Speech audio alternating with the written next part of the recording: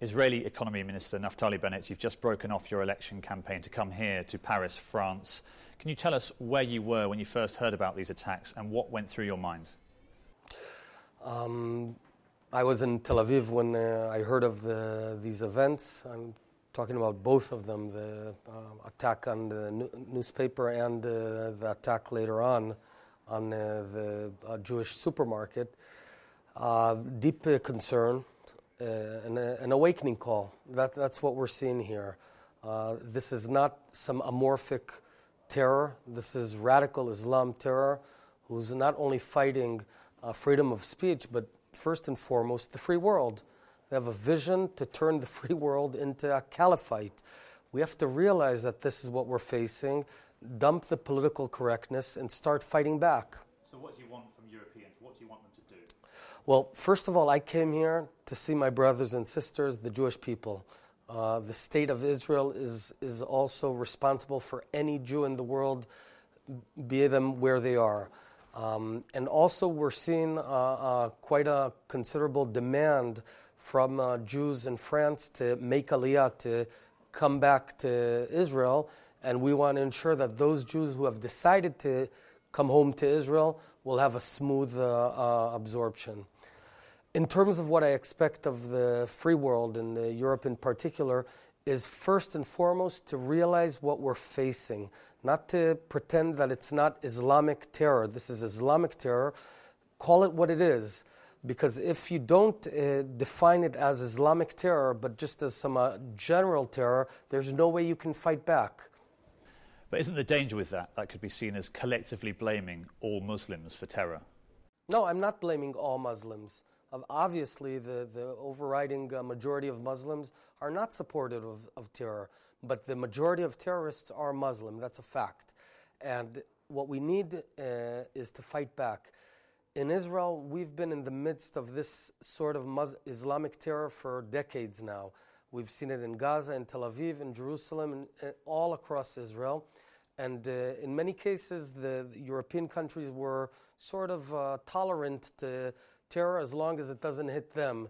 And I said back then, whoever accepts the murder of women and children in Israel and calls it occupation instead of what it is, which is terror, will get it in London, Paris, and Madrid. And unfortunately, that's happening. I hope this awakening call will wake up the European continent and start fighting back.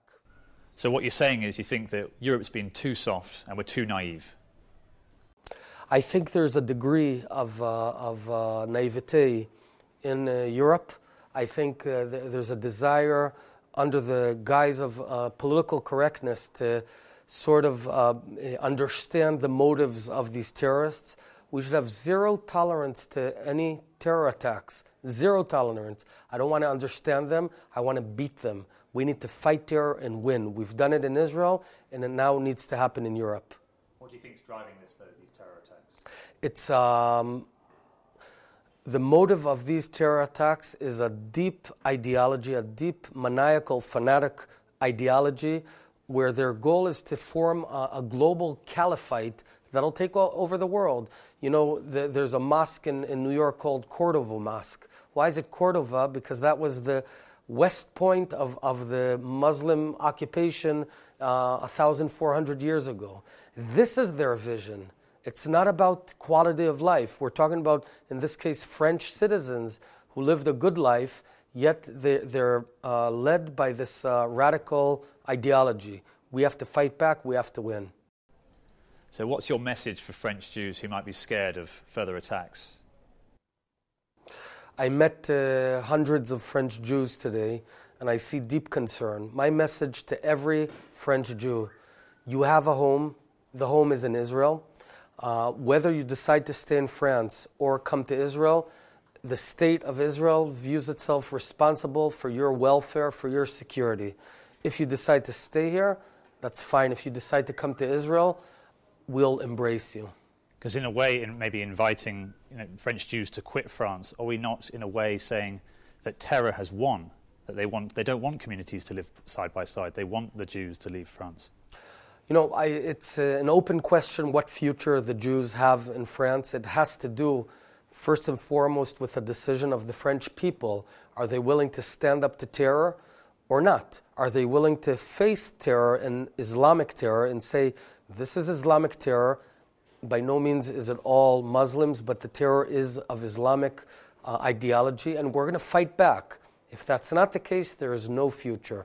If that is the case, then there is a future for Jews in France. The gunman at the kosher grocery store mentioned the plight of the Palestinians. Do you think this plays any role in these kind of terror attacks? Absolutely not. There's one motivation, and that's the Sharia law. That's the fanatic Islamic ideology. Trying to understand their grief is not the right approach. When you fight terrorism, there's only one approach: total victory. Naftali Bennett, thank you very much. Thank you.